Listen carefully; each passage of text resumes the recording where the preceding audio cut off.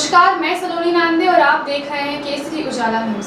सार्वजनिक स्वयंभू जागृत विठ्ठल रुक्मिणी श्री स्वत स्वामी चैतन्य महाराज सेवा धर्मार्थ तीर्थ एवं समस्त ग्रामवासियों ने पैदल वारी का आयोजन किया था। वारी हर वर्ष की तरह इस वर्ष भी आषाढ़ी एकादशी के अवसर पर हुई। इस वारी ने 17 जून को सुबह 6 बजे माता महाकाली मंदिर से प्रस्थान किया था।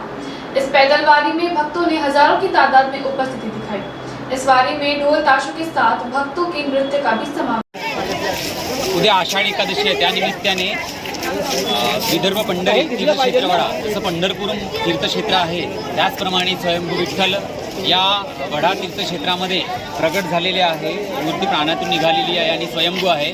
तसं आम्ही दरवर्षी महाकाली ते वडा, चंद्रपूर ते वडा अशी पायीवारी येते आणि आजच्या पायीवारीमध्ये हजारो संख्येने लोक या वारीमध्ये आहे।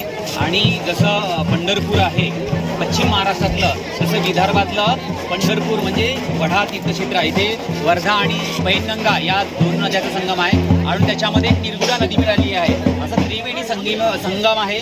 त्या संगमावरच संगमाच्या बरोबरच असं पांडुरंगाचं असं सुंदर मंदिर आहे आणि त्या मंदिरामध्ये सुंदर अशी रेखीव आणि स्वयंभू अशी मूर्ती। आणि उद्याला आषाढी एकादशीला लाखोच्या संख्येने तिथे लोक दर्शनाला येतात आणि त्यांच्या मनोकामना पूर्ण करतात।